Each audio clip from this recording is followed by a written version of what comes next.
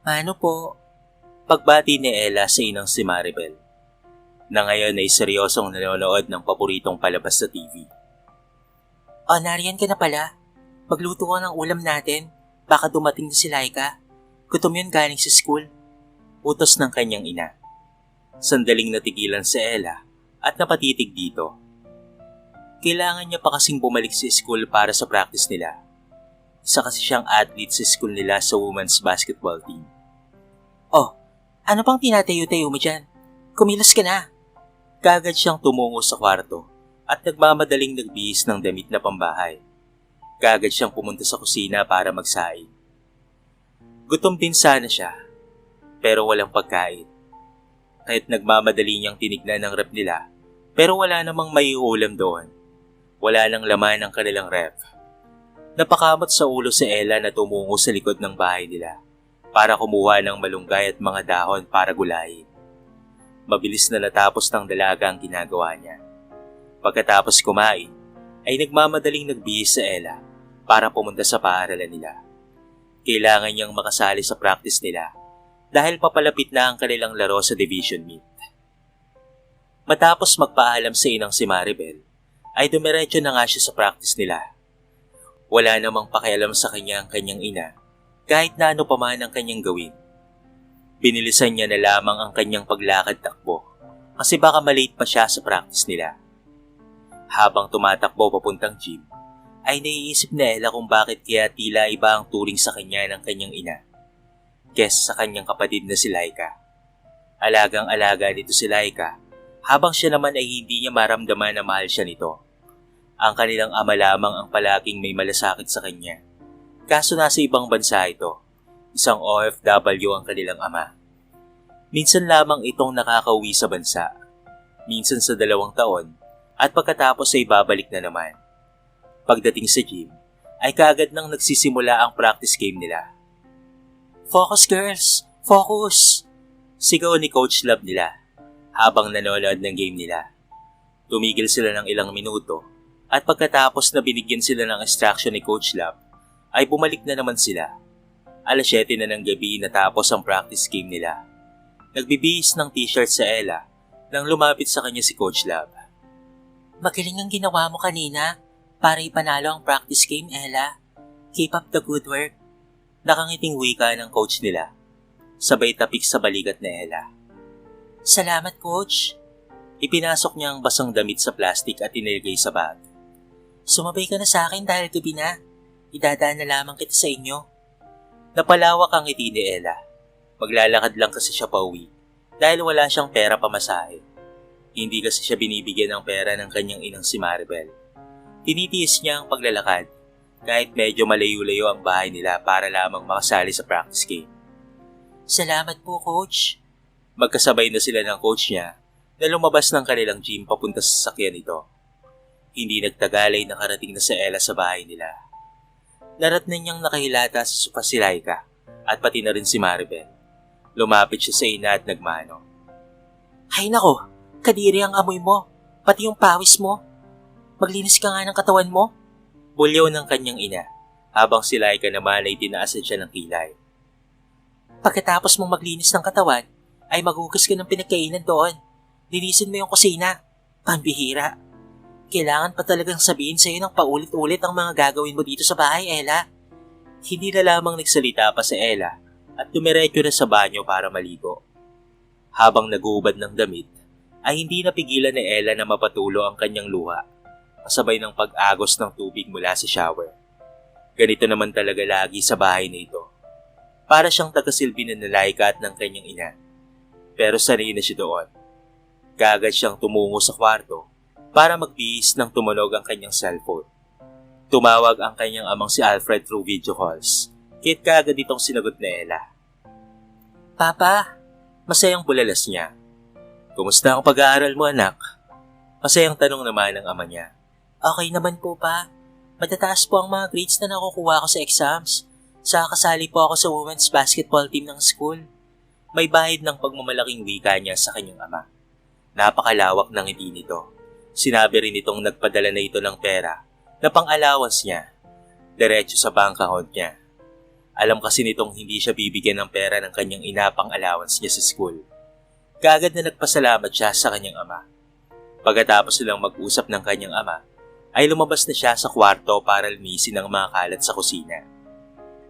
Matapos kasing kumain ni Naika at Maribel, ay tinambak lamang ng mga ito ang hugasin sa lababo. Kahit pagpuna sa mesang pinagkainan ng mga ito, ay hindi man lamang nagawa ng mga ito. Napabuntong hininga na lamang siya. Nakaramdam siya ng pagkalam ng kanyang sikmura, ngunit wala ng kanin ang natira. Kaya't kinain niya na lamang ang purong gulay na niluto niya kanina. Hindi kasi ito kinain ng dalawa. Malamang ay bumili ang mga ito ng barbecue, kasi nakita niya ang mga stick na naroon. Napabuntong hininga na lamang sa Ella. Sanay naman siya ng ganito ang buhay niya sa loob ng bahay na ito. Hindi niya nararamdaman dati pa man na mahalaga siya sa kanyang ina. Si Laika naman ay hindi siya itinuturing na kapatid. Katulong ang tingin sa kanya ng nakababatang kapatid at alalay lamang sa bahay. Kinakahiya pa nga siya nito sa kanilang paaralan. Ella, magkano ang pinadala sa'yo ni Alfred? Bungad sa kanya ni Maribel sa kusina. Hindi ko po alam, ma. Hindi ko pa po nakausap si Papa. Kailan ka lang natutong magsinungaling sa akin, ha? Bulyo ni Maribel sa kanya. Ma, ibibili ko po kasi yun ng uniform sa pambayad po sa tuition ko. Alam niya na kaagad ang binabalak ni Maribel. Nakunin ang perang pinadala sa kanya ng kanyang amang si Alfred. Napakamot na lamang ng ulo si Ella. Hoy, ang bata-bata mo pa, sinunghaling ka na. Magkano ang pinadala ng papa mo? Gagamitin ko muna yung pambayad ng utang. Singal nito na lumapit sa kanya. Ma, kailangan ko pong magbayad ng tuition fee ko. At saka malapit na po ang games namin sa school. Bibili po ako ng uniform ko. At pati na rin ng basketball shoes. Luma na po kasi yung ginagamit ko. Pagrarason na lamang ni Ella. Hindi niya inaasahan ang susunod na gagawin ni Maribel sa kanya. Isang malakas na ampas sa balikat ang ginawa nito sa kanya. Napanguwi siyang napatayo na sa po ang balikat. Medyo malakas rin ang pagkakampas na iyon ng kanyang inang si Maribel. Kaya't masakit ito talaga. Kailangan ko ng pera. Wala akong pakialam kung saan ka kukuha ng basketball uniform. At pati na rin sapatos mo. Ibigay mo sa akin yon. Naikuyom ni Ella ang kanyang kamao na tumungo sa lababo para iligpit ang pinagkainan. Hindi na siya nagsalita pa. Bahala na sa buhay niya ang inang si Maribel. Sinabi ng Papa Alfred niya na para sa kanyang pera na iyon. Hiwalay na ipinadala iyon sa kanya ni Alfred. Matapos itong matuklasan na hindi siya binibigyan ng pang-allowance sa school ng Mama Maribel niya. Hindi niya ibibigay kay Maribel ang pera mula sa ama. Dahil mamumroblema na naman siya kung saan hahanap ng pambayad sa paaralan. Lalong-lalo na at malapit na ang palaro nila. I-withdraw mo yung pera ng ama mo bukas. Malaki ang babayaran kong utang kay Madam Bergie. Mahinahong wika nito sa kanya, pero hindi na siya sumagot pa. Hoy, pingi ka ba? Sigaw nito kay Ella. Hindi na napigilan pa ng dalaga ang pagtulo ng kanyang luha. Para lamang siyang walang kwenta para kay Maribel na sobrang ipinagtataka niya. Minsan, ay nais niya ng sumbatan ng kanyang ina kung bakit ganito na lamang siya nitong ituring. Ma, hindi nga po pwede. Bakit pa pinagpipilitan mo yung gusto mo? Para sa tuition ko yun. Sana ako kukuha ng pambayad kapag kukunin mo sa akin yun. Naiiyak na wika niya kay Maribel. Isang malutong na sampalat sa bunot sa buhok ang natanggap niya mula sa kanyang ina. Pagkatapos ay hinila siya nito papasok sa kwarto niya. Ikinagulat ng gusto ni Ella nang sinabi nitong lumayas na siya sa pamamahay nila. Ma, bakit mo ba ginagawa sa akin to, ha? Hilam sa luha ang mga mata niya na nagmamakaawa si inang si Maribel. Hindi niya lubusang maisip na magagawa ito sa kanya ng sariling ina. Dahil wala kang kwenta. Noong una pa man, ay kamalasan lamang ang dala mo sa amin, sa pamilyang ito, kahit lumayas ka na. Sigaw pa nito na isa-isang inihahampas sa kanya ang mga damit niya mula sa cabinet. Ma, mawala po akong ibang mapupuntahan. Hiyaw niya sa kanyang ina, ngunit tinawanan lamang siya nito matapos sabihing wala siyang pakialam kung saan siya pumunta. Umiyak na lamang si Ella habang bitbit ang malaking bag papalabas ng bahay nila. Hindi man lamang siya tinulungan ni Laika. Irap lamang ang inani niya rito nang humingi siya ng tulong mula sa kapatid. Manang-mana ito sa kanilang ina na masama ang ugali. Sa bahay nila ang kanyang ama lamang ang tunay na may malasakit sa kanya. Litong-lito si Ella kung saan siya magpapahinga ngayong gabi. Tinawagan niya ang kaibigang si Jenny. Mabuti na lamang at sinabi nitong doon na muna siya matulog si tinitirhan nitong boarding house. Medyo malaki rin naman ang kwarto nito, kaya't pwede siya roon. Naisip niyang pansamantala lamang siya doon kay Jenny dahil babalik rin siya sa bahay nila kapag lumipas na ang galit ng kanyang ina. Magkasundo rin naman sila ni Jenny dahil sa bukod na mabait ito, kasama niya rin ito sa team nila. Sandali pa silang nag-uusap kinagabihan patungkol sa pinagdaraanan niya sa mga kamay ng inang si Maribel. Natawa na lamang siya nang sinabi nitong baka hindi siya tunay na anak ni Maribel at Alfred. Nakatulugan na lamang niya sa isipan ng sinabing yun ni Jenny. Kinabukasan ay naroon na siya sa school nang makita niya ang inang si Maribel na nasa labas ng gate nila. Mabilis na nagtago sa Ella at sa likod ng school nila dumaan. Paniguradong siya na naman ang hinahanap nito. Kaagad na ibinayad niya sa tuition fee ang perang ipinadala sa kanya ng kanyang amang si Alfred. Mamaya pagkatapos ng klase nila, ay bibili na lamang siya ng sapatos para sa palaro na sasalihan niya. Hoy Ella! Papunta na sila ni Jenny sa gym nang tawagan siya ni Laika. Napatigil siya sa paglalakad nang makita ito. Bakit? Tanong niya rito nang tumigil sa paglalakad. Ano bang problema mo? Masyado kang epal. Saan nahanap ng pambayad utang si mama ngayon ha? Grabe ka, ang kapal na mukha mong babae ka. Wala kang utang na loob kay mama. Matapos kanyang ampunin mula sa walang yamong ina, ay ito pa ang itutumbas mo sa kanya? Sandaling natigilan si Ella sa sinabi sa kanya ni Laika. Isa siyang ampon. Inampon lamang siya ng mama Maribel niya. Anong sinabi mo? Hindi makapaniwalang tanong ni Ella kay Laika. Bakit hindi mo tanungin si mama? Ang kapal na mukha mong maglayas. Di wala kang utang na loob sa pagpapalaki ni mama sa'yo. Tila itinulos na kandila sa Ella mula sa kinatatayuan habang nakatitig kay Laika na nakangisi ngayon. Hindi totoo yan. Sinasabi mo lang yan sa akin kasi nagles ako at wala na kayong katulong sa bahay. Then kausapin mo si mama para malaman mo mula sa kanya mismo ang buong katotohanan patungkol sa'yo na isa ka lang ampon. Inis na wika nito habang tinataasan siya ng kilay. Wala sa sariling naglakad papalabas ng paaralan sa Ella para kausapin si Maribel doon sa bahay nila patungkol sa kanyang pagkatao. Natigilan siya nang tawagin siya ni Jenny.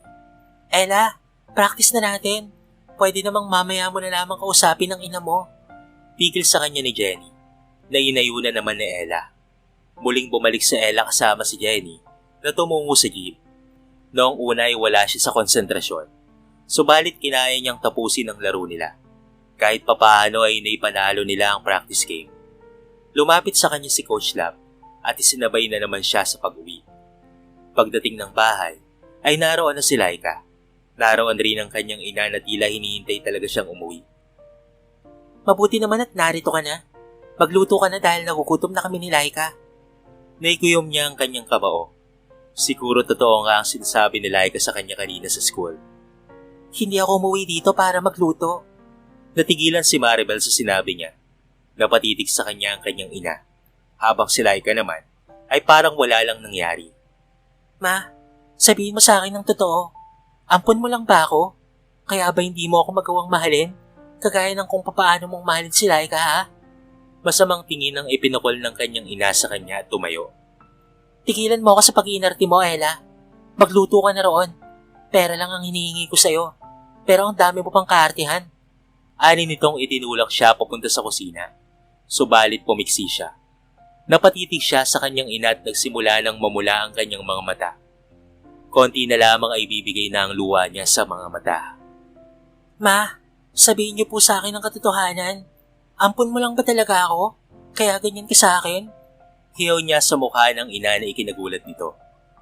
Sinabi na sa akin ni Laika kanina ang lahat. Naampon mo lang ako.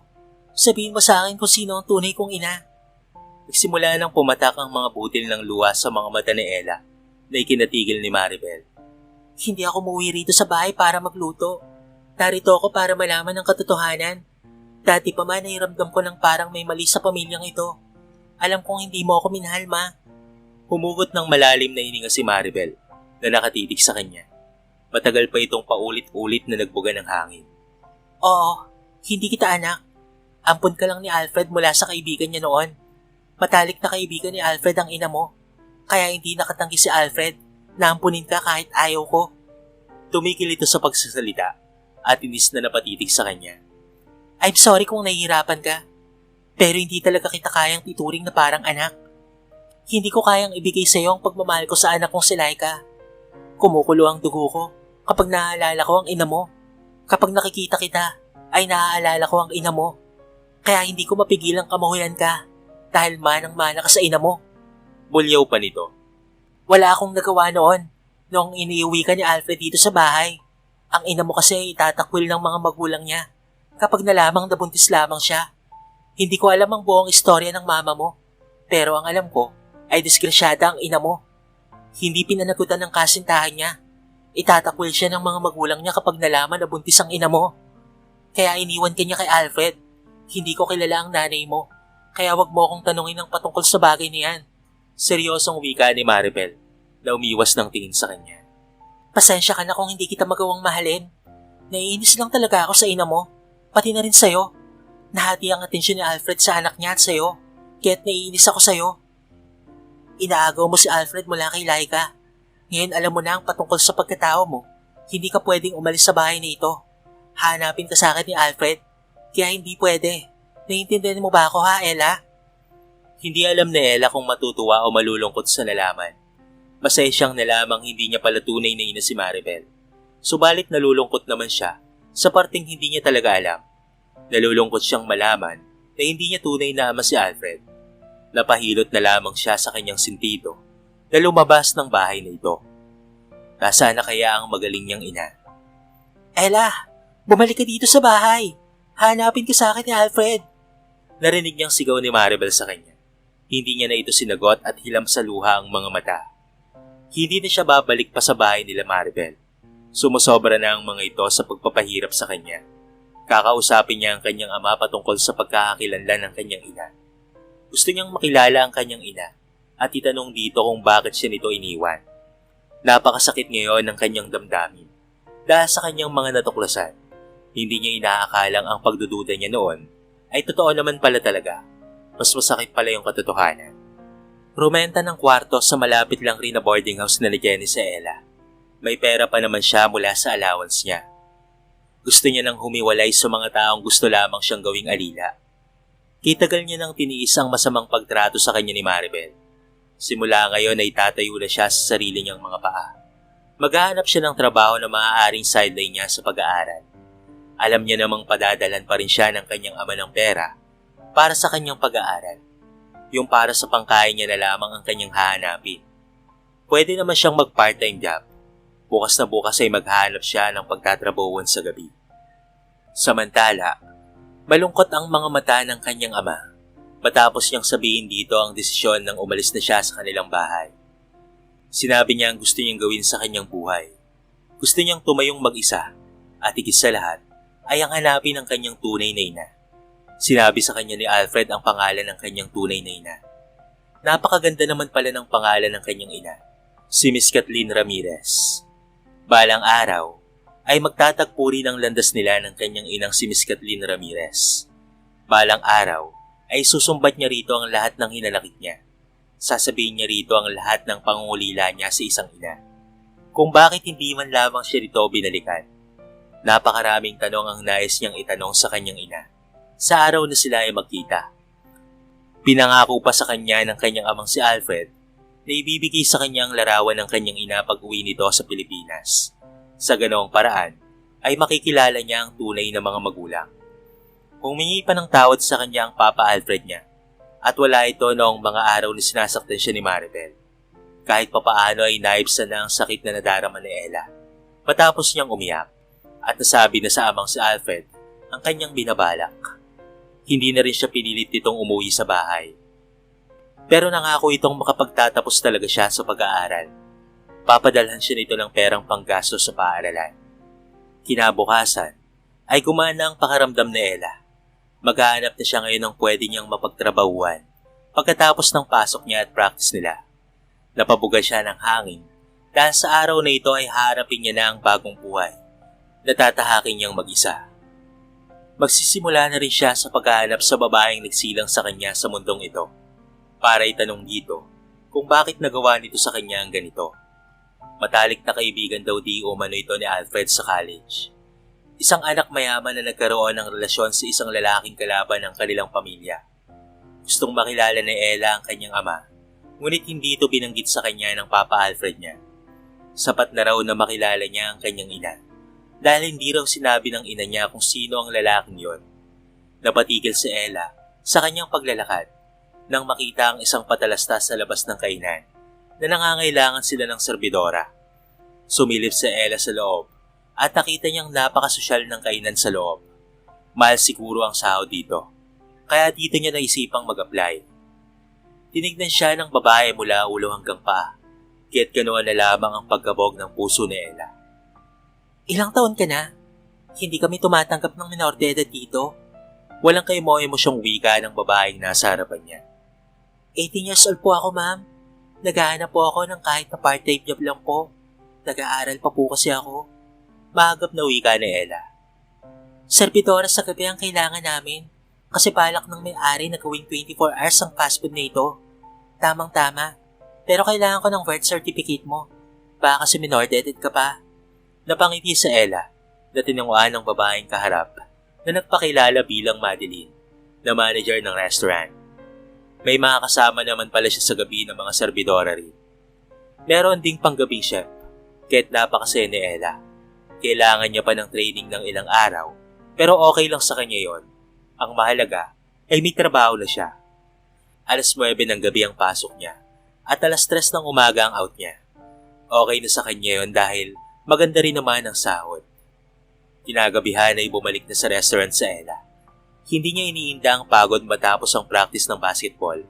Ang mahalaga ay magkatrabaho siya. Halika, papaturuan kita sa mga kasamahan mo kung ano ang gagawin mo. Maagap na wika ni Ma'am Madeline. Salamat po, ma'am. Ngumiti na lamang ito sa kanya habang iniabot sa kanya ang apron. Ingat na ingat si Ella sa kanyang mga ginagawa nang may umorder sa customer. Kaagad na tumalima si Ella at ibinigay sa chef ang order ng mga ito. Maya-maya lang ay maayos niyang na-serve ang pagkain.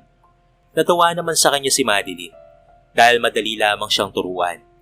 Muling umorder ang mga ito ng inumin na kaagad namang ibinigay ng dalaga. Ngunit hindi niya sinasadyang matapunan ng isa sa mga customers nila.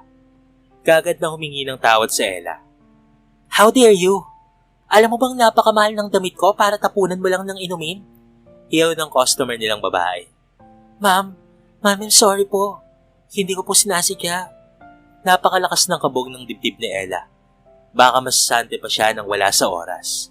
Napakasungit naman ang customer nila. Ma'am, lalaban ko na lamang po yung damit mo. Napakagatlabi si Ella nang tinabig nito ang mga kamay niyang pinunasan ng babae. Gusto niya nang maiyak. Unang pagkakataon nitong napagalitan siya sa harapan ng maraming tao. Don't touch me! Isusumbong kita kay Tita Kay nang patalsikin ka na rito sa restaurant niya. Natataranta namang lumapit sa kanila ang manager na si Madeline. Miss Rachel, pasensya na po. Baguhan pa lamang po kasi si Ella. Ako na pong bahala sa kanya, Miss Rachel. Napatras na lamang si Ella nang duruin siya ni Miss Rachel. Galit na galit ang babaeng inakay ng lalaking kasama nito papalabas ng restaurant. Hinang-hina si Ella nang makalabas na ang mga ito. Hindi niya na napigilan ang mga tinitimping luha at napatakbo sa kusina. Ma'am, hindi ko po sinasadya yun, pero wala po akong magagawa kung sisasantayin niyo po ako. Umiiyak na wika niya kay Madeline. Ayusin mo yung sarili mo at linisin mo yung mesa nila. Iwasan mo na lang sa susunod na magkamali ka, okay? Natigilan si Ella na napatitig kay Ma'am Madeline. Hindi niyo po ako papaalisin, ma'am? Napabugay ito ng hangin at hinagod ang balikat niya. Minor mistake lang naman ang nagawa mo. Para sasantayin kita. Isa pa, maarte talaga ang batang yon. Palibasa mayaman. Spoiled masyado kay Miss Kay. Miss Kay? Sino po yun, ma'am? Seryosong tanong niya sa babae. Si Miss Kay ang may-ari ng restaurant na ito. Mamaya ay pupuntahin dito. Kahit umayos ka ha. Mabait naman yun eh. Basta't maayos ka lang magtrabaho. Paliwalag sa kanya ni Madeline. Ikinalma niya na lamang ang kanyang sarili at ipinagpatuloy na ang ginagawa. Napakataray naman ng babaeng yon at halatang masama ang ugali. Ipinagdarasal niya na lamang na sana hindi na siya makasalamuha pa ng ganoong klaseng customer. Pasensya ka na doon, Ella, ha? At umiwas ka na lamang kapag bumalik yun dito. Yung iba na lamang ang pagsilbihan mo. Wika ng isang may edad ng chef na si Manong Frank. Takot na takot po ako kanina, Manong. Akala ko po ay masisisanti na ako talaga. Tugon niya habang inaayos sa tray ang order ng customer nila. Pamangkin kasi yun ng amo natin. Ganon talaga ang ugali nun. Mana sa kapatid ni Miss Kay. Masama ang ugali. Pero si Miss Kay ay napakabait nun. Hindi ko nga alam kung bakit naging matandang dalaga yun eh. Kayong maganda naman. Pagkakwento pa ni Manong Frank sa kanya. Naku, marites ka na naman, Frank. Hay nako, bilisan mo na nga dyan at baka mainip na yung customer natin. Pagtawag ni Madeline. Mag-asawa pala ang manager ng restaurant at ang chef na si Mang Frank. Maya-maya ay aalis na ang mga ito at iba na naman ang papalit. Iniluwa sa pintuan ng restaurant ang isang napakagandang babae na medyo nasa mid-30s pa lamang. Kasunod noon ang dalawang bodyguard. Kagad na binati naman ito ng mga tauhan sa loob ng restaurant bilang Miss Kay. Hindi nakakilo sa Ella dahil napakaganda pala ng amo nila. Natigilan na lamang siya nang hinila siya ni Madeline para tumabi. Magandang gabi po, Miss Kay. Magkapanabay na pagbati ni Madeline at ni Manong Frank sa babaeng kaharap nila. Matabis na umiti ito sa kanila. Tila na batubalani sa Ella sa babaeng kaharap niya. Who are you? Tanong sa kanya nito. Hindi kaagad siya nakasagot at saka na lamang siya nagising ng kalabitin siya ni Madeline. Hello po, Miss Kay. Ako po si Ella. Bagong serbidora niyo po. Magalang na wika ni Ella. Tinignan siya nito mula ulo hanggang paa at pagkatapos ay tinungan lamang siya. Ate Mads, nasabi mo na ba sa kanya ang lahat ng mga dapat niyang gawin? Tanong nito na pumasok sa opisina nito. Napasunod ng tingin si Ella sa babaeng may-ari ng restaurant. Ineng, bakit napatulala ka dyan? Untag ni Mang Frank sa kanya. Saka pa lamang tila natauhan si Ella. Hindi niya alam ang nadarama niya. Pero nagagandahan talaga siya ng sobra sa babaeng kanina ay dumaan sa harapan niya. Ang ganda po pala ni Miss Kay, Manong, no? Wala sa sariling nahibulalas niya. Nginitian na lamang siya ni Manong at iniabot sa kanya ang tray ng pagkain para i-serve sa customer nila. Nakita niyang lumabas na ng opisina si Miss Kay. Binigyan lamang nito ng instruction ng papalit kay Manong Frank sa gabi at pati na rin kay Ma'am Madeline. Binalingan siya ni Miss Kay kaya't ginawa na lamang ang kabang nararamdaman niya sa kanyang dibdib. Sa susunod mag-iingat ka na, ha? Hindi makagawa ng pagkakamali sa mga customers natin. Hindi lahat ng customers ay kayang tanggapin ng pagkakamali mo. Kagaya ni Rachel, na hindi talaga mapapalagpas ang pagkakamali mo. Kagad na tumango sa Ella at napakagatlabi. Yes po, Miss Kay. Kapag bumalik rito si Rachel bukas, ikaw na lamang ang umiwas, okay?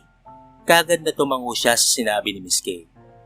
Kanina pa lumabas si Miss Kay, ngunit hindi pa rin nawawaglit sa isipan niya ang napakagandang mukha ng babaeng ito. Hindi niya alam pero nakaramdam siya ng sobrang paghanga sa babae.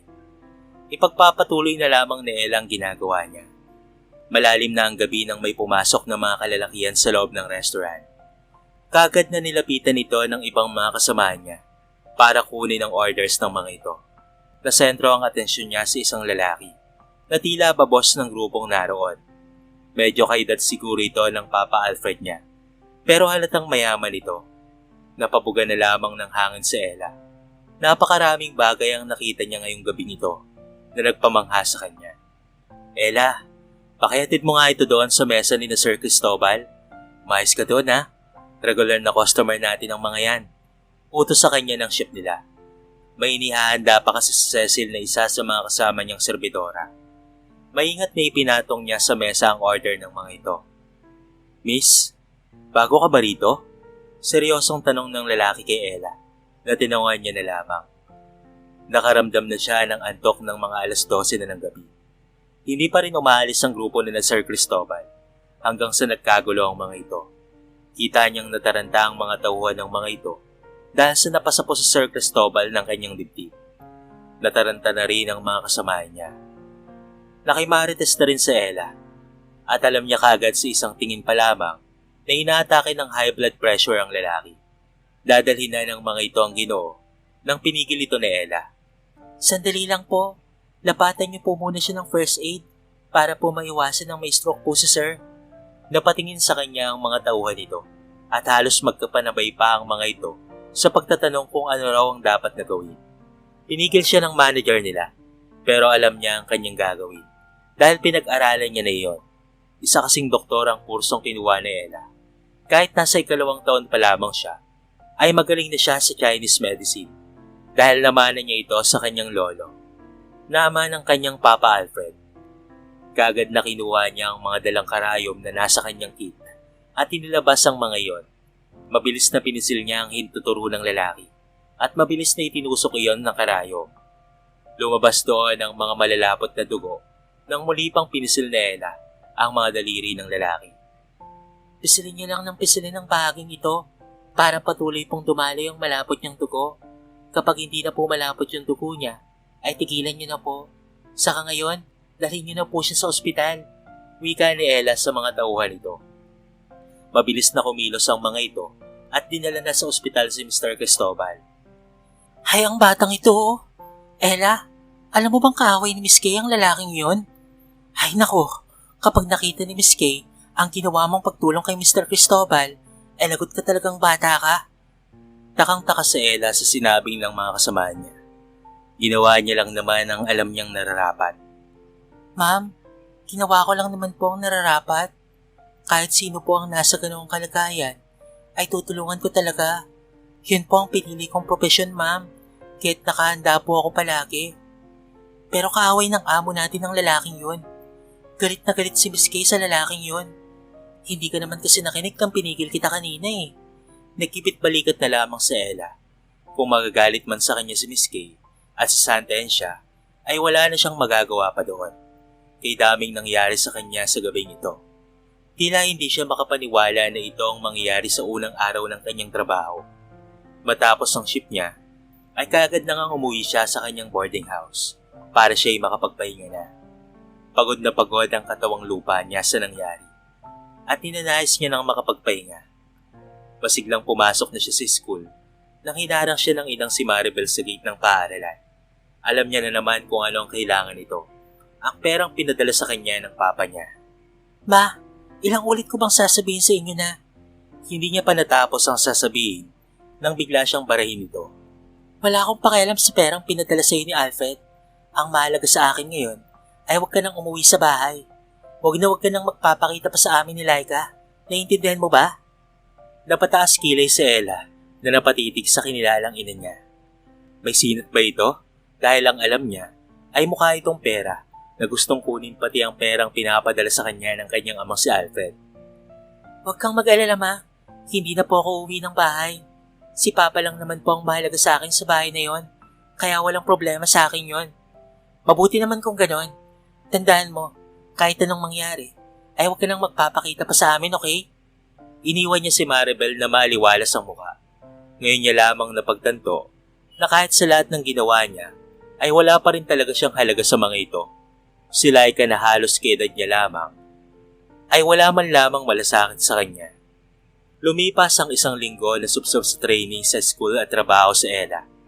Nakakausap na lamang niya ang kanyang ama pag uwi niya galing sa trabaho.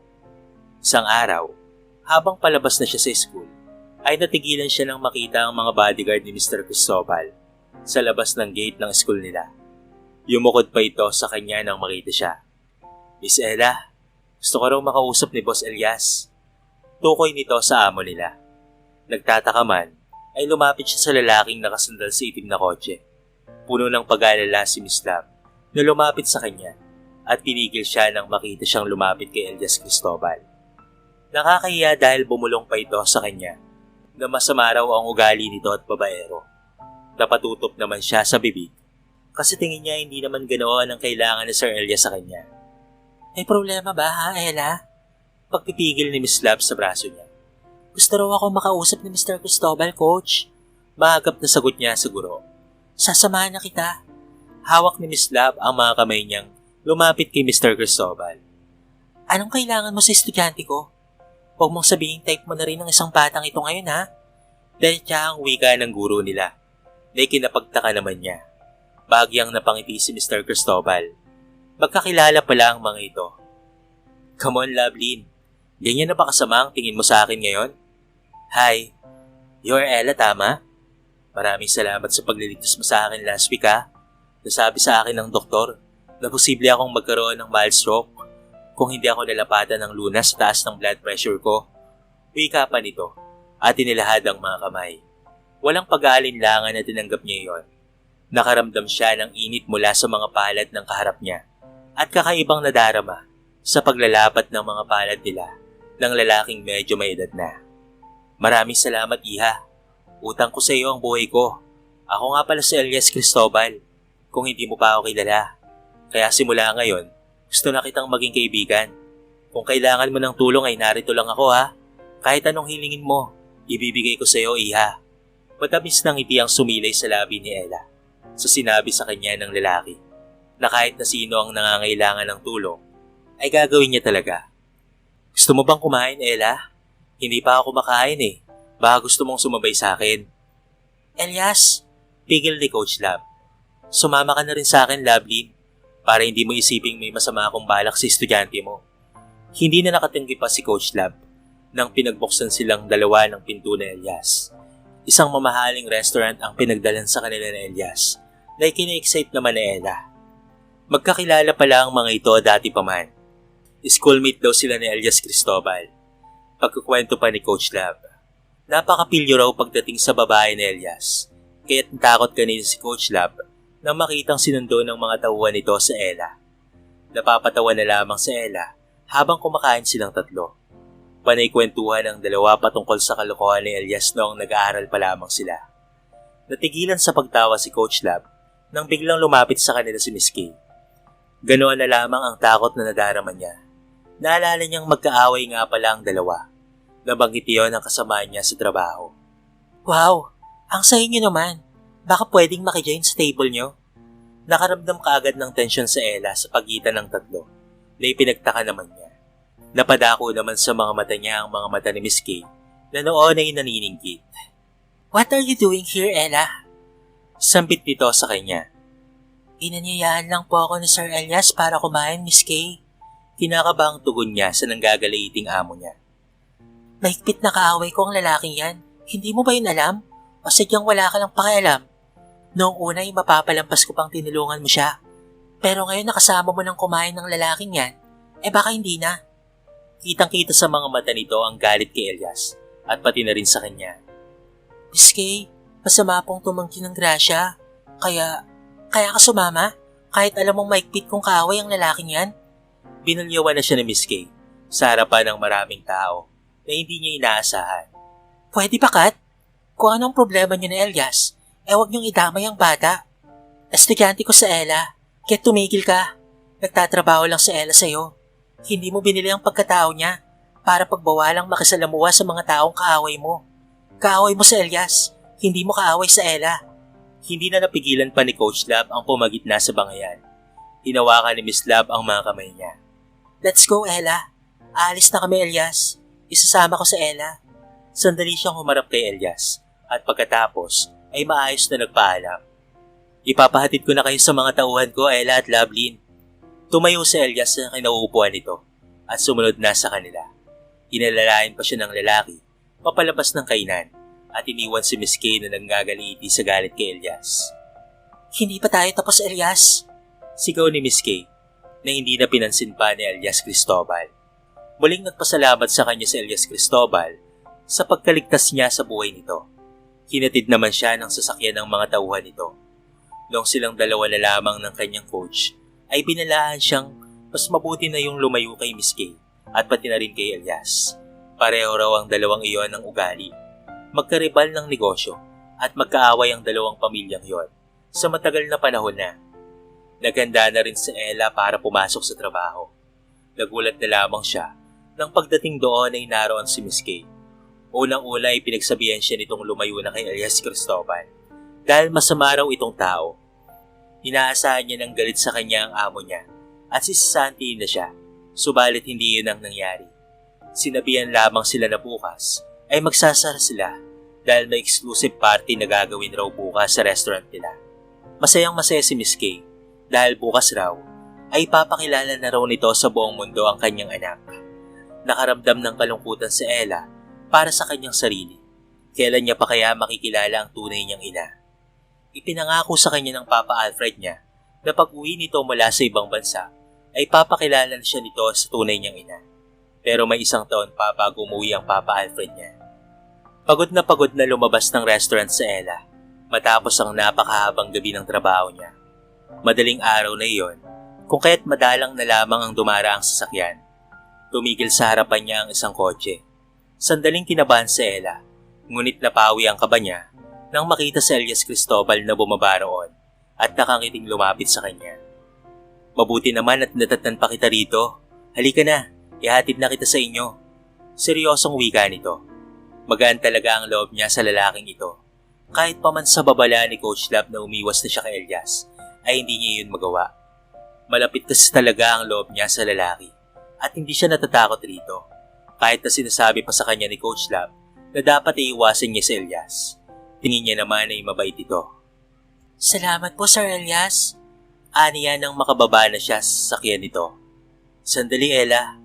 Amo mo ba si Alfred? Seryosong tanong nito.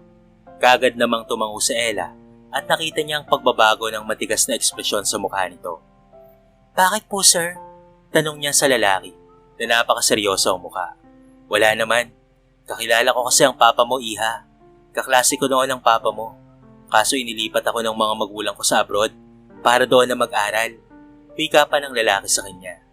Ah, ganun po ba? Gusto ko sanang makausap si Alfred, Iha. Nasaan ba siya? Nasa abroad po si Papa, Sir Elias. Maagap namang sagot na Ella sa lalaki. Tito Elias na lamang ang itawag mo sa akin, Iha. Hindi na napigilan pa ni Elias ang sarili na mahigpit na niyakap si Ella. Kumpirmado na ang hinala niyang anak niya nga si Ella.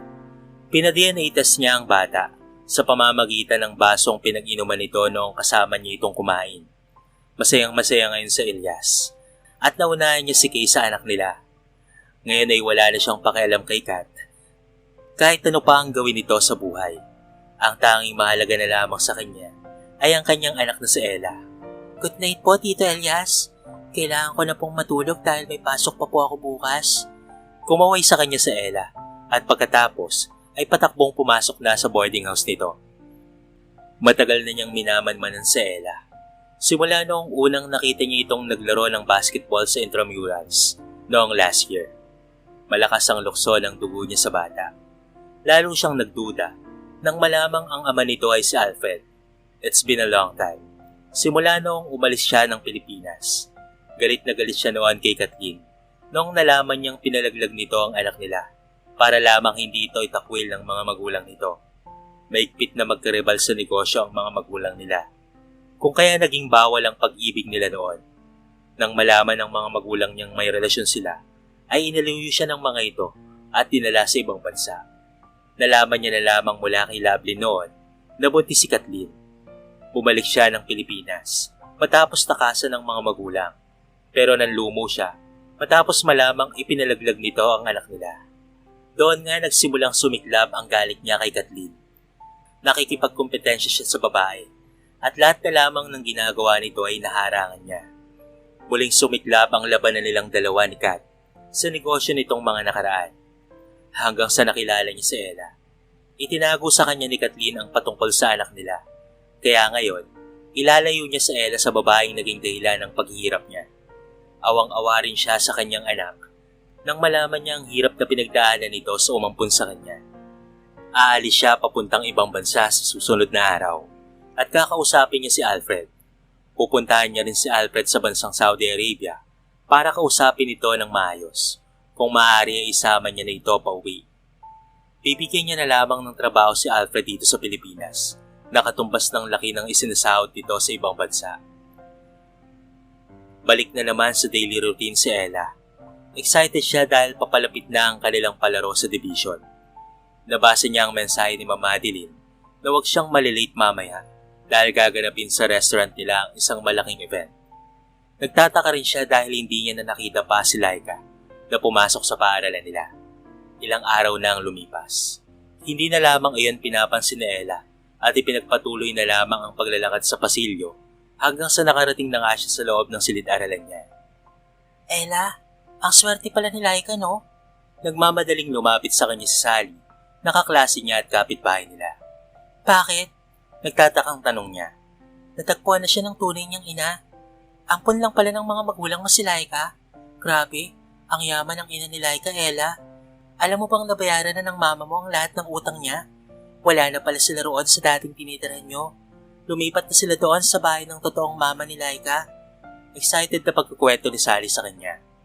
Natigilan sandali si Ella sa sinabi ng kanyang kapitbahay na si Sally. Ang lakas ng kaba ng dibdib niya sa narinig. Siya ang ampon sa bahay nila. At yon ang kaalamang nalaman niya nitong mga nakaraan lang. Yun din ang dahilan kung bakit siya umalis ng bahay nila. Kailangan nang makausap niya si Maribel at Laika. May kung ano siyang nadarama na parang hindi tama. Pero saan naman niya hahanapin si Maribel at Laika? Kinuha niya ang telepono para kontakin ang mga ito. At doon niya na lamang napansin na nakablock na pala siya sa lahat ng social media ng mga ito. Tanging ang kanyang amang si Alfred na lamang ang nakakontak niya. Ito siguro ang dahilan noong nakarang sinabihan siya ni Maribel na huwag nang bumalik ng bahay. Ano man ang itinatago niyo sa akin, malalaman at malalaman ko rin yon. Ani ang nag-focus na lamang sa klase dahil pumasok na sa loob ng silid-aralan ng kanilang guro. Natapos ang araw na iyon, nabalisa itong si Ella. Kakaiba talaga ang pakiramdam niya sa ginawa ni Maribel at Laika. Kinagabihan ay nagmamadali na namang pumasok si Ella sa trabaho. Saka na lamang niya kakausapin ng amang si Alfred nang patungkol sa sinabi ni Sally mamaya sa break time niya. Pagdating niya sa restaurant, ay nalula siya sa ganda ng disenyo sa paligid. Kaagad siyang dumiretso sa kusina at doon ay naabutan niya ang mga kasamang busy-busy sa ginagawa. Ano po pala ang event na gaganapin sa restaurant, Ma'am Madeline? Tanong niya sa manager matapos magsuot ng apron at hairnet. Tutulong siya sa paghahanda ng mga recados. Huwag ka na lang magtanong pa. Hindi ko rin alam eh. Mamaya ay malalaman natin yan. Sagot naman ng manager na si Mandy. Marami atang bisitas na Miss K ngayon. Balita ko ay puro daw mayayaman. Sabat naman ni Mang Frank na tinignan siya. Umiwas ka na lamang mamaya, Ella, ha? Baka nariyan na naman ang pamangkin ni Miss K para hindi ka na mabuli pa. Wika ni Ma'am Madeline. Natapos rin nilang ilatag ang mga pagkain. Nang magsimula na ang party, ay nalula na lamang si Ella dahil sa napakaraming bisita. Puro galing sa mga mayayamang pamilya ang mga naroon.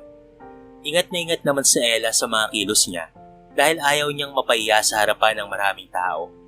Hindi niya pa nakita si Miss K na dumating. Kahit mataray ang amo niya, ay naroon ang kakaibang nadarama ni Ella na excited siyang makita ito. Pagtsatsagaan niya na lamang ang mataray na pag-uugali nito. Napangiti siya nang makita itong papasok na sa loob. Napakaganda nito sa suot nitong gown. Napanguwi naman si Ella nang makita si Miss Rachel, kaya kaagad siyang napahawak sa mga braso ni Madeline. Ate Maddie, nakahanda na ba ang lahat? Tanong ni Miss K na dumiretso sa harapan nila. Yes, Miss K, nakahanda na po. Maagap na sagot naman ni Madeline. Napadako ang tingin ni Miss K sa kanya kahit napayuko si Ella matapos bumati ng magandang gabi sa amo niya.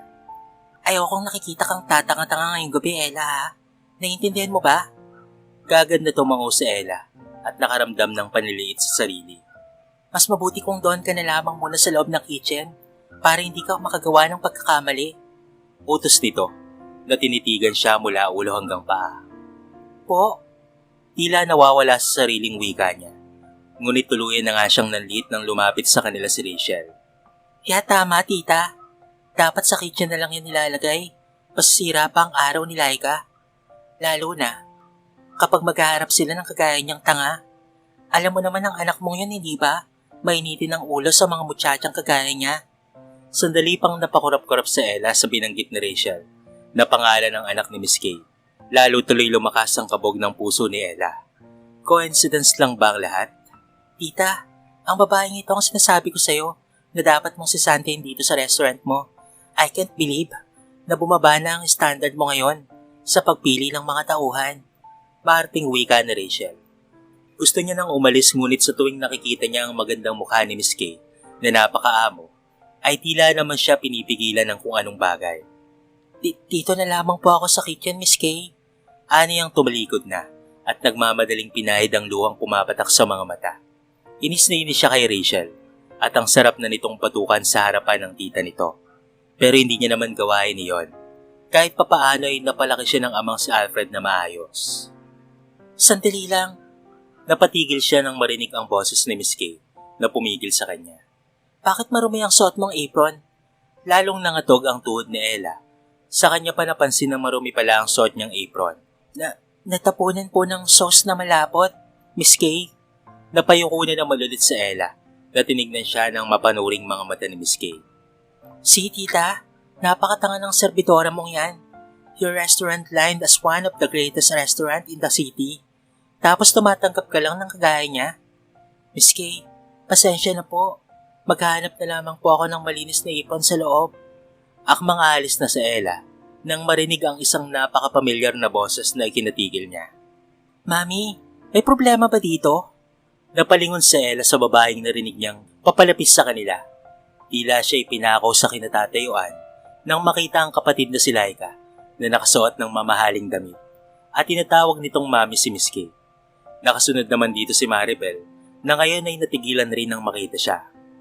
Laika, anong ibig sabihin nito? Bakit mo tinatawag na mami si Miss Kay?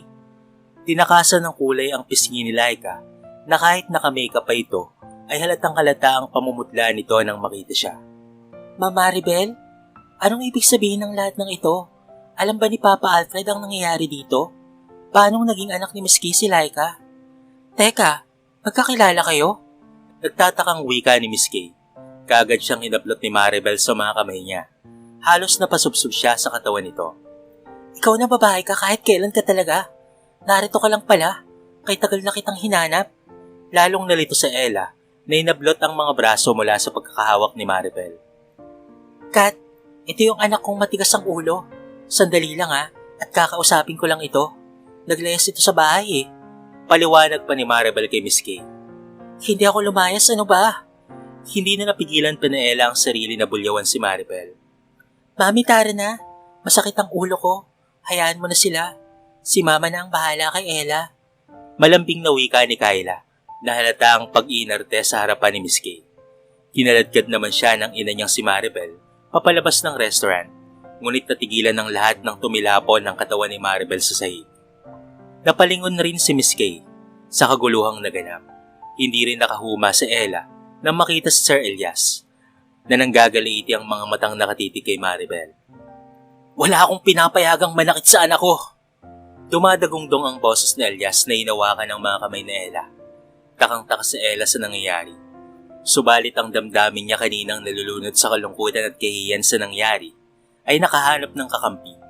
Mabilis siyang lumapit kay Elias at tila batang napahikbi sa harapan nito. Maigpit na niyakap siya ni Elias at hinaplos ang kanyang balikat, ngunit muli siyang natigilan nang sinugot sila ng galit na si Miss Kay. Anong ginagawa mo ritong hangal ka Narito ka para sa serbidora ko? Ganyan na bakababa ang standard mo sa pagpili ng babae ngayon? You're funny, Elias. Ang mga mata ni Miss Kay ay punong-puno ng hinanakit na nakatitig sa kanilang dalawa. Yakap pa rin pala siya ni Sir Elias, pero pakiramdam ni Ella ay safe and secure siya sa mga bisig ni Sir Elias. Nagahalo ang takot, kaba at inis niya kay Maribel. Ikaw ang hangal dahil ang anak mo ay nasa mismong harapan mo na pero sinasaktan mo pa. Akala ko ba'y matalino ka pero niloloko ka lang ng mga taong nanakit sa anak mo at pinayparahan ka lang. Galit na sigaw na Elias sa mukha ni Miss Kay. Anong ibig mo sabihin? Bulyaw rin ni Miss Kay kay Elias. Si Ella ang anak natin. Niloloko ka lang ng asawa ni Alfred na si Maribel. Si Ella ay matagal nang pinapahirapan ng mag-inang Maribel at Laika. Nanginginig si Ella sa mga sinabi ni Elias. Paanong si Miss Kay at Elias ang kanyang totoong mga magulang. Napakalakas ng kabog ng puso niya habang nagsasalita si Elias. Tila hindi niya pa naiintindihan ang mga pangyayari. Nakaramdam na lamang si Ella ng pamamanhid ng kanyang katawan. Hindi po totoo yan, ma'am. Ako po ang anak mo. That Ella is a scam. Hiyaw naman ni Laika. Si Ella ang manloloko. I have already conducted a DNA test with Laika. At anak ko si Laika. Nanggigigil na sigaw ni Miss Kay kay Elias. Wala akong niloloko. Hindi ko po alam kung ano pong nangyayari dito. Tito Elias, tara na po. Hinila niya sa Elias, subalit pumiksi lamang ito at hinarap si Miss Kay. Bahala ka sa buhay mo. Kung mas paniniwalaan mo ang manglolokong yan, bahala ka sa buhay mo. Let's go, Ella.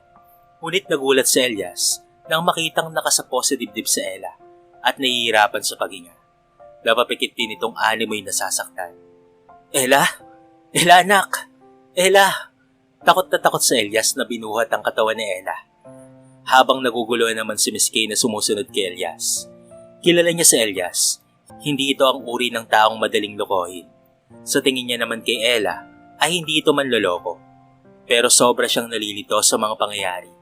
Kahit lagi niya itong napapagalitan, pero hindi niya maipaliwanag ang nadarama niya tuwing nakikita niya itong umiiyak.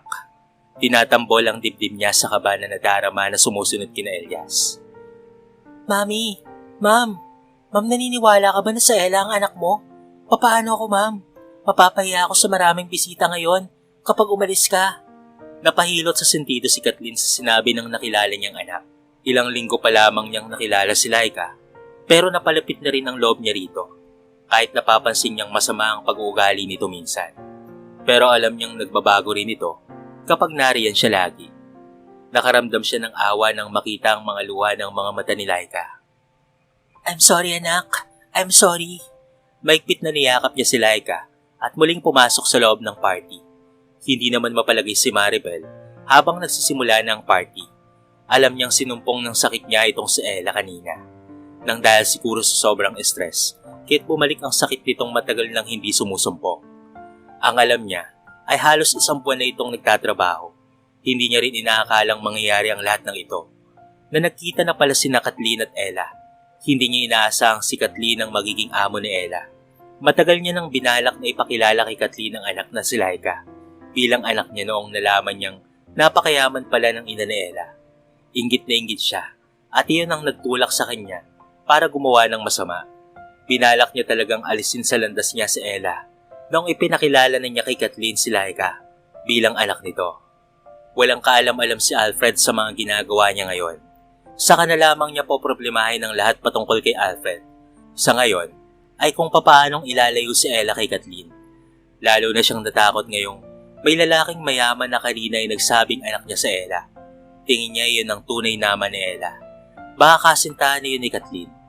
Napabuga na lamang siya ng hangin at sinundan ng tingin si Laika na pinakilala ni Kathleen sa mga kilala nito bilang kanyang anak. Masaya ang kanyang anak na marami na silang pera. Nabayaran niya na rin ang maraming utang niya at may malaki na siyang bahay ngayon.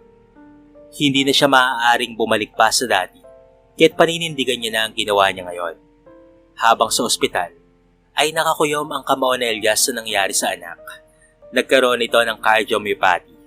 Nang dahil sa sobrang stress, idagdag pa ang malalang pagtatalo nila kanina na dahilan ng tuluyang pag-atake sa puso ni Ella. Nasabi na rin ng doktor na dati nang may sakit sa puso ang anak niya. Na-trigger lamang ito dahil sa sobrang stress. Awang-awa siya sa kanyang anak. Mabuti na lamang ay nadala niya ito kaagad sa ospital. Wala pa itong malay at naka-oxygen pa. Mabuti na lamang at hindi pa siya nakalipad kanina. Nasa airport na siya nang tumawag ang tauhan niya na sinabing pinapagalitan ng anak niya sa restaurant ni Kathleen. Halos hindi niya napigilan ang kanyang sarili kanina nang makitang kinaladkad ni Maribel si Ella papalabas ng restaurant.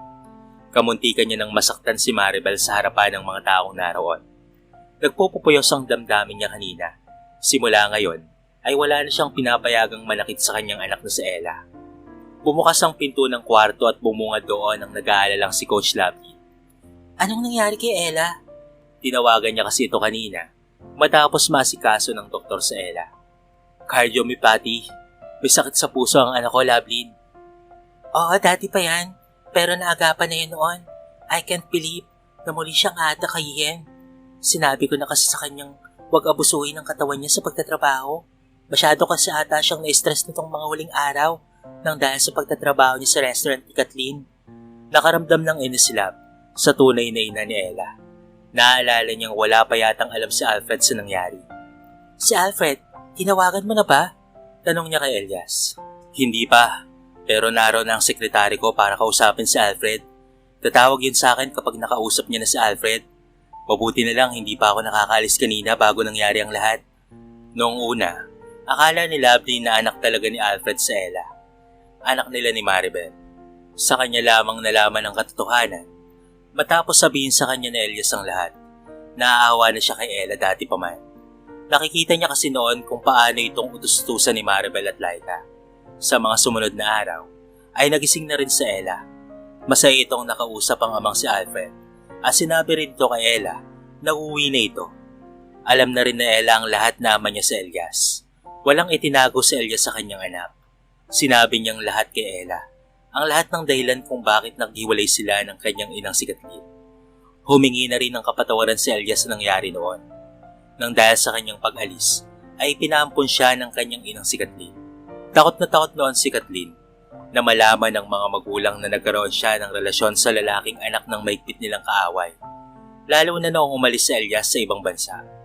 Nagtago si Kathleen mula sa mga magulang at noong matapos siyang manganak, ay binigay nito ang anak kay Alfred. Lumipat ng tirahan noon sina Alfred at lumayo sa syudad. Pero noong lumaki na si Ella, ay nag-aral na ito sa universidad sa bahay nila. Doon na rin nanirahan ng buong pamilya nila. Simula noong nag-abroad itong si Alfred. Nakalabas na ng ospital si Ella at isinama na ito ni Elias sa bahay nito. Habang si Alfred naman ay naasikaso pa ang mga papel para sa pag-uwi ng Pilipinas. Galit na galit ito matapos malaman ang ginawa ng asawang si Maribel. Gustong ihatid ni Elias ang kanyang anak sa paaralan, ngunit ayaw nito at nasanay na raw itong mag-commute. Kaya hinayaan niya na lamang ito. Ang mahalaga ngayon ay kinikilala na siya nito bilang ama. Masaya siya roon at kasama niya na ang kanyang anak na inaakala niyang pinalaglag ni Kathleen. Pagdating na Ella sa school, ay kaagad siyang sinalubong ng kaibigang si Jenny at Sally. Kinamusta siya ng mga ito. Takang-taka rin si Jenny kung bakit hindi na siya umuwi ng boarding house na tinitirhan niya. Sinabi niya na lamang rito na nakahanap na siya ng bagong matitirhan. Hindi niya sinabi sa dalawang patungkol sa nangyari sa kanya. Napatigil siya nang makita si Laika na bumaba ng magarang kotse. Nagmamadali itong lumapit sa kanya. Mag-usap tayo sandali. Napatigil si Ella na sanay niya sana ang dalawang kaibigan na mauna na. Naglakad naman silang dalawa ni Laika papalayo sa mga ito. Papunta sila sa playground ng school. Ella, ayoko ng gulo. Gusto ko ng matahimik na buhay. Lalo na ngayon at maayos na ang buhay ko. Babayaran kita ng malaking halaga para lumayo na sa buhay namin ni Mama. Napatawa ng mapakla si Ella sa sinabi ni Laika. Napakasama talaga nito at napakasakim, lalo na sa usaping pera. At ano, lalayo ako? Tapos ibibigay ko sa iyo ang pagkatao ko? Hindi ko alam kung paano niyong niloloko si Miss Kay, pero isa lang ang masasabi ko sa inyo ng ina mo. Lalabas at lalabas rin ang katotohanan. Kaya't huwag niyo nang hintayin pa na mangyari yon bago niyo pa ayusin ang kasinungalingan niyo. Seryosong wika ni Ella. Kasabay noon, ay lumayo na nga siya kay Laika. Huwag mong hintayin makagawa pa kami ng masama ni Mama. Kilala mo si Mama, hindi ba Ella? Hindi na ako natatakot sa inyo, Laika. At ito ang tatandaan mo. Malalaman din ni Miss Kay ang katotohanan. Ako ang hindi mo pa kilala. Kaya't mas mabuti sigurong ayusin niyo na ang gusto na pinasukan niyo ng mama mo. Bago pa ako gumawa ng bagay na pagsisisihan niyo. Iniwan niya si Laika na hindi nakapagsalita matapos niyang bantaan ito. Nanggigigil na siya sa mag-inang Laika at Maribel sa panlolokong ginagawa ng mga ito sa tunay niyang ina para lamang sa pera. Maaga siyang lumabas ng silid-aralan at nanood na lamang ng practice. Tumigil na muna siya sa paglalaro dahil sa kalagayan niya ngayon. Pero nagpupumilit siya sa coach nilang sumali sa warm-up exercises para naman ay pagpawisan siya. Hinahanap-hanap na ng katawan niya ang paglalaro. Pero kahit papaano, hindi naman matigas ang ulo niya. Nagulat na lamang siya nang makita si Miss Kay na pumasok sa gymnasium nila. Anong ginagawa mo rito? Maagap na pinigilan nito ni Coach Lab na pumasok. Gusto kong kausapin si Ella. Hindi pwede. Maigpit na ibinilin sa akin ni Elias na hindi ka pwedeng lumapit sa anak niya.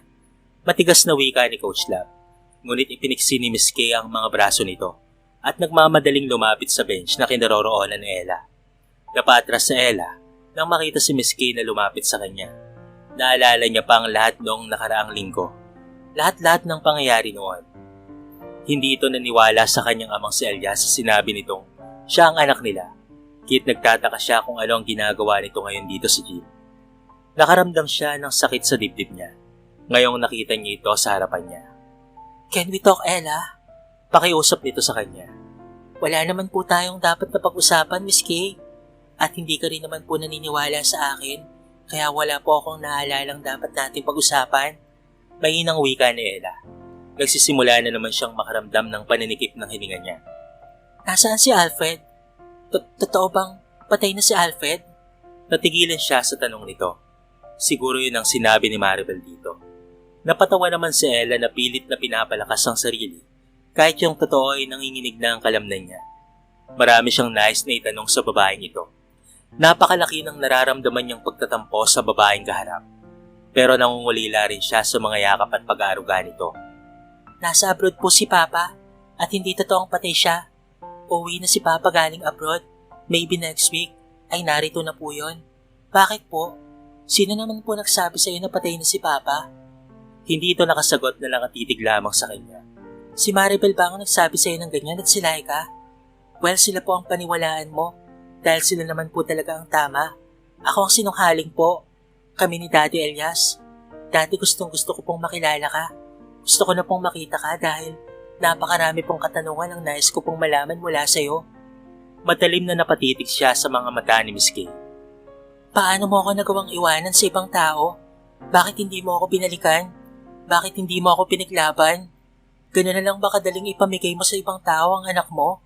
Sana sinabi mo na lang kay Daddy Elias na buhay pa ako o kaya ibinigay mo na lamang ako sa kanya nang hindi na ako nahirapan pa. Naninikip ang puso ni Ella sa mga sinabi niya. Pero mas mabuting ilabas niya ang lahat ng sama ng loob niya sa kanyang tunay na ina. Nagsimula nang mamula ang mga mata niya. Dinais na ng mga luha sa mga matang pumatak pero pinipigil ito ni Ella. Hindi ka naman naniniwala sa akin dahil sa tingin mo ay manloloko ko. Itong tanga mong serbidora ay hindi ka panipaniwala kaya't mas pinili mong paniwalaan ng isang kasinungalingan kaysa sa katotohanan ng sinasabi ni Daddy Elias sa'yo. Napasapo na siya sa kanyang dibdib sa sakit na nadarama. Pakiramdam niya ay hindi na siya makahinga pa. Tama na yan, Kathleen. Ella, stay with me, Ella. Hiyaw ni Coach Lab nang makitang hirap na si Ella sa paghinga. Inalalayan niya sa Ella ng paglabas ng gym. Iniwan nila si Kathleen na hindi nakahuma. Alalang-alala rin ang ibang mga kasama nitong tumulong na rin para madala sa ospital si Ella. Naiwanan si Kathleen na nanginginig ang mga tuhod sa nangyari. God, anak ko ba talaga siya?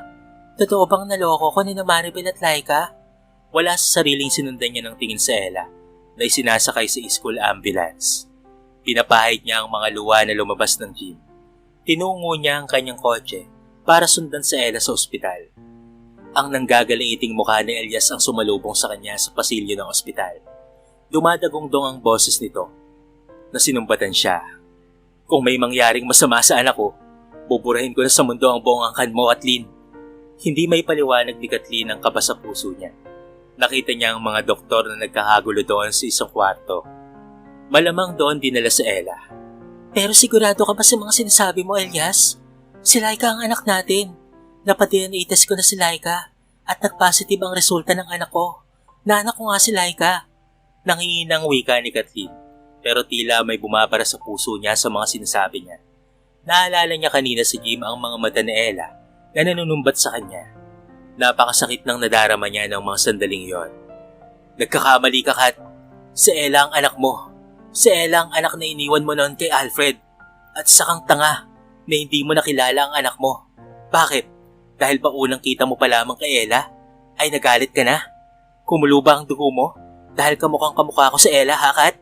Tila binuhusan ng malamig na tubig si Kathleen sa sinabi ni Elias sa kanya. Oo, sa unang beses na nakita niya si Ella, ay si Elias kaagad ang naalala niya. Ganoon na lamang ang nadaramang inis niya kay Ella noong una niya itong nakita. Dinagdagan pa ito sa nangyaring engkwentro ni Ella at Rachel. Paano mo naman nasabing anak natin si Ella, ha? Matapang namang sagot niya kay Elias. Matagal ko nang minamanmanan ng pamilya nila. Simula noong una kong nakita si Ella. Malakas ang lukso ng dugo na nararamdaman ko sa batang yan. Kaya't pinaimbestigahan ko ang pamilya nila. Doon ko nalaman na anak siya ni Alfred Higit sa lahat, napa-DNA ko na si Ella. Napalunok si Kathleen sa sinabi ni Elias. Pero Elias, Hindi pa natatapos ni Kathleen ang sasabihin ng binara siya ni Elias. wala akong pakialam sa sasabihin mo sa akin. Ang mahalaga sa akin ay lumayo ka na sa buhay ng anak ko. Nasasaktan lamang si Ella ng dahil sa'yo. May sakit siya sa puso na nakuha niya dahil sa sobrang stress. Idagdag pang may sakit sa puso si Ella. Tapos dinagdagan mo pa nang dahil ito sa kagagawa ng mag-inang Maribel at Laika. Isa ka rin sa dumagdag sa stress ng bata. Kaya wag ka nang magpapakita pa kay Ella. Hindi. Ilalayo ko na si Ella sa'yo para hindi na madagdagan pa ang sakit na nadarama niya nang dahil sa'yo. Parang ipinako sa kinatatayuan si Kathleen. Paano kung sa mga oras na ito ay nagkamali lang talaga siya? Paano kung tama nga si Elias? Hayaan niya na lamang ba talagang mawala sa kanya ng tuluyan ang kanyang anak? Daalala niyang sinabi ni Ella na nasa ibang bansa si Alfred, kaya't kailangan niyang makausap si Alfred. Kailangan niyang malinawan patungkol sa lahat ng ito. Sa mga lumipas na araw, ay nagpagaling na nga sa mansyon ni Elias ang kanyang anak na si Ella. Hindi niya na muna ito pinapasok sa paaralan dahil gusto niyang ilipat ito sa school, kung saan ay hindi na dito makikita pa ang mga taong dahilan ng sakit na nadarama nito. Gusto niya itong dalhin sa ibang bansa. Gusto niya itong dalhin sa Spain, kung saan siya noon nagtapos ng pag-aaral. Hihintayin niya na lamang muna ang pagdating ni Alfred ngayong araw na ito. Nakainom ka na ba ng gamot, anak? Malambing na tanong niya sa anak. Yes, Dad. At salamat po sa lahat. Napangiti si Elias nang sumandal si Ella sa balikat niya. Kuwang-kuwa ng anak niya ang mukha niya at para itong girl version niya. Hindi mo kailangang magpasalamat, anak. Dahil ako ang daddy mo. Gagawin ko ang lahat para sa anak ko. I'm sorry kung hindi ko naibigay sa iyo ang isang masayang pamilya, Ella. Dapat alam mong mahal ka ni daddy. Seryosong wika ni Elias na ikinatahimik naman ni Ella. Dad, pwede ba tayong lumayo kay Miss Kay? Sama na po natin si Papa Alfred. Yung malayong-malayo po para hindi ko na po maalala ang lahat ng ginawa nila sa akin. Malungkot na wika ni Ella. May luwang namumuos sa mga mata ng anak. Nagmamadaling pinahid ni Elias ang luha sa mga mata nito. Ngayon niya lang naisip na napakalaki na pala ng hinanakit ni Ella kay Kathleen. Yan din ang plano ko, anak. Pupunta tayong Spain. Yun ay kung sasama sa atin si Alfred. Pagdating ni Alfred, ay kagad na inihanda nito ang mga kakailangan nila sa pag-alis. Pumayag rin naman ito. Napamahal na rin sa kanya ang kanyang anak na si Ella, kaya gusto niyang sumama kina Elias at Ella sa pag-alis nito sa bansa. Pero bago ang lahat, ay tatama niya na muna ang kamaliang ginawa ng asawa at anak. Hindi inaasahan ng mga ito na pupuntahan niya si Kathleen sa opisina nito. Walang kaalam-alam ang dalawa na uuwi na siya at binayaran na Elias ang kanyang employer sa ibang bansa para wala na siyang problemahin pa sa kontrata niya. Anong ibig mong sabihin, Alfred? Naluluwang wika ni Kathleen sa dating matalik na kaibigan. Si Ella ang anak mo. Si Laika ay anak namin ni Maribel. Niloloko ka lang ng asawa ko at ni Laika. Nanlulumo si Kathleen sa narinig. Siya si Miss Kay, na isa sa makapangyarihang tao sa kanilang bayan. Pero niloko lamang ng dahil sa pera. Nasaktan niya ng husto ang tunay niyang anak. Pero, ang DNA test result, Nangangatal na sambit ni Kat kay Alfred. Paano mo pina-DNA test si Laika? Naalala niyang binigyan lamang siya ni Maribel noon ng ginamit na toothbrush ni Laika. Saka pa lamang siya natigilan.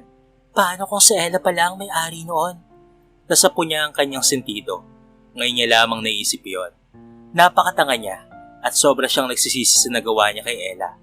Napahagulgol si Kathleen nang ibinigay sa kanya ni Alfred ang mga larawan ni Ella habang lumalaki sa kanyang pangangalaga. Ngayon niya lamang napansin, kamukhang kamukha ito ni Elias. Mabuti pa si Elias na hindi nagkamali sa mga ginawang desisyon sa buhay. Sa mga sumunod na araw, ay dinispatya na niya ang mag-inang manloloko na sina Maribel at Laika. Labis-labis na pagsisisi ang nadarama ni Kathleen sa ngayon. Hindi niya alam kung paanong haharapin si Ella at Elias. Napakalaki ng nagawa niyang kasalanan sa mag-ama niya. Nasaktan niya rin ng labis ang kanyang anak. Tita, si Ella? Natigilan siya sa lungkot ng mga mata ni Rachel. Bakit? Anong nangyari kay Ella? Takang tanong niya kay Rachel na pamangkin niya. Palis na siya ng Pilipinas kasama si Elias. Awang-awa si Rachel sa kanyang tita. Oot naiinis siya noon kay Ella, pero nagsisisi na siya sa nagawa niya.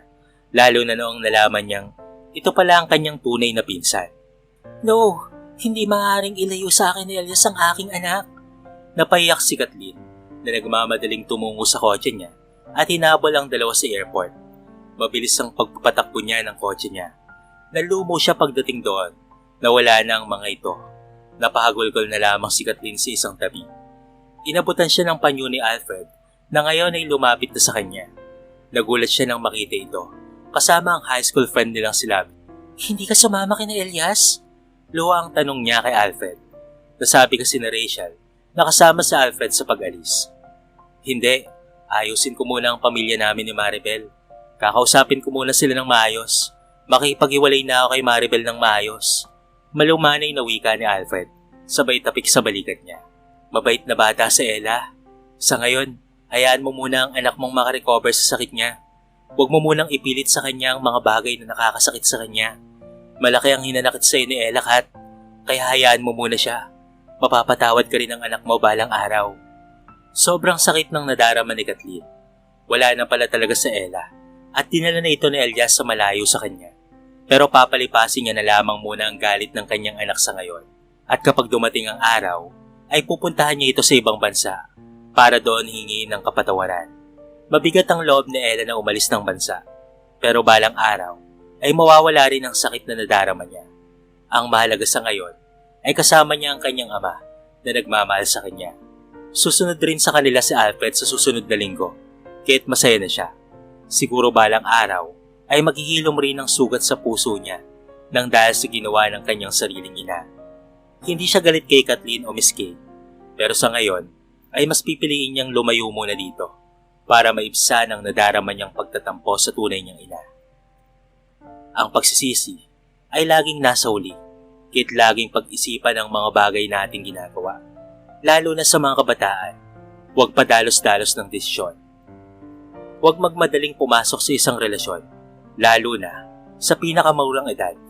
Mas maiging tapusin mo muna ang pag-aaral para pagdating ng araw ay hindi mo pagsisisihan ang mga maling desisyon na nagawa mo sa iyong buhay.